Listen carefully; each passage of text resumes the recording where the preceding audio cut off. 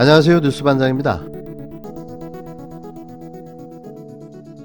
판이 뒤집어진 건 거의 확실해 보입니다. 단적인 예로 기레기들의 묻지도 따지지도 않고 주문처럼 써내려간 문재인 정부와 집권 여당의 비판 기사들을 보고 있노라면 우리가 뒤집었구나 하는 믿음을 갖게 하는데요. 사전투표가 끝나자마자 본물처럼 터져나오기 시작한 기레기들의 편파, 편향, 왜곡 찌라시들. 20대는 왜 민주당 박영선에게 등을 돌렸나? 매일경제. 여권 분리할 때 해명 창구. 김어준의 뉴스공장 TBS에 매년 300억 원 지원. 중앙일보. 백바지, 생태탕, 페라가모. 김어준의 1일 1 오세훈 총공. 머니투데이. 오세훈 타령을 해대고 있는 각종 언론 기사들.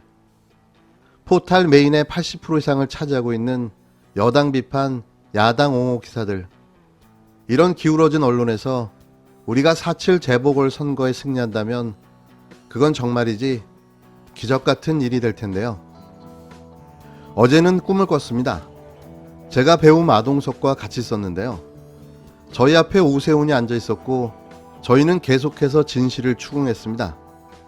하지만 오세훈은 끝까지 모르쇠로 일관하며 초지일관 말장난으로 거짓말을 반복하는 상황이었는데요. 꿈이었지만 역시 화가 났습니다. 이때 배우 마동석이 외쳤죠. 진실의 방으로. 그 소리와 함께 잠이 깨버렸습니다. 정말 마음 같아서는 헬멧을 씌우고 진실의 방으로 끌고 가고 싶었는데요. 어쩌면 눈 하나 깜짝 안 하고 거짓말을 일삼을 수 있는 거죠. 한두 번 해본 솜씨가 아니라는 점에서 반복적으로 일어날 수 있는 일인 거죠. 그가 서울시장이 된다면 또 어떤 거짓말을 하게 될까요? 오세훈은 지금이라도 국민께 사과하고 약속대로 후보직 사퇴와 정계 은퇴를 해주십시오. 더 버텼다가는 국민들이 당신을 진실의 방으로 소환하게 될 것입니다.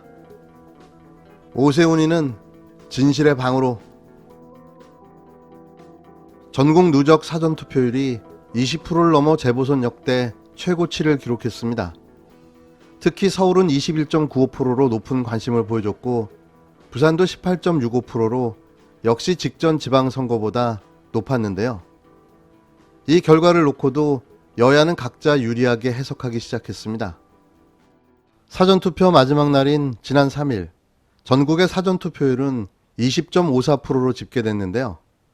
2018년 치러진 6.13 지방선거 사전투표율 20.14보다 0.4%포인트 높은 수치였습니다. 승부처로 꼽힌 서울과 부산의 사전투표율은 각각 21.95%, 18.65%였습니다. 특히 서울 투표율은 3년 전보다도 2.85%포인트 상승했는데요. 오는 7일 본투표만 남은 상황에 총 투표율이 얼마나 될지 먼저 최근 선거들의 사전투표율과 총투표율을 살펴봤습니다. 사전투표율은 26.69%를 기록한 지난해 4.15 총선의 총투표율은 66.2%였습니다. 20.14%의 사전투표율을 보인 지난 2018년 6.13 지방선거의 경우 총투표율은 60.2%였는데요. 다만 오는 7일 재보선일이 지난 총선과 지방선거날과 달리 평일이라는 점은 변수인데요. 역시 휴일이 아니었던 2011년 서울시장 보궐선거 당시 투표율이 48.6%였던 만큼 7일 총 투표율은 50%에 육박할 것으로 보인다고 선관위 관계자는 밝혔습니다. 여야는 높아진 사전투표율을 각자 유리하게 해석하며 고무된 모습인데요. 승부의 갈림선은 총 투표율 50%로 잡았습니다. 민주당은 총 투표율이 50%를 넘으면 민주당 핵심 지지층이 결집하는 신호라고 해석하고 있는데요. 이번 보궐선거는 무난히 50%를 넘을 것으로 보여집니다. 거짓과 위선에 대한 심판은 가만히 앉아서 하는 게 아닙니다. 투표장으로 나가십시오. 그리고 위선과 거짓을 일삼으며 국민을 기만하고 우롱하는 저들을 반드시 심판해 주시기 바랍니다.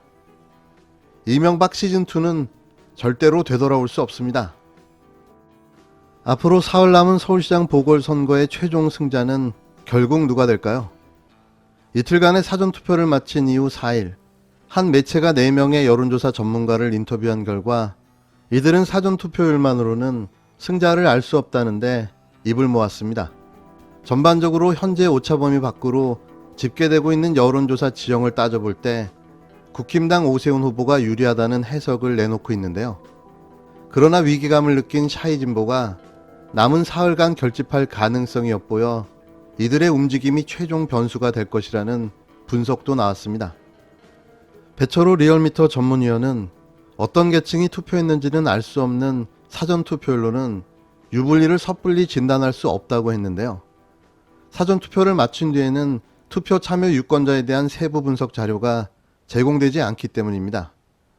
따라서 사전투표율 숫자 자체로만 유불리 분석을 따지는 것은 사실상 가설이고 무의미하다는 설명인데요.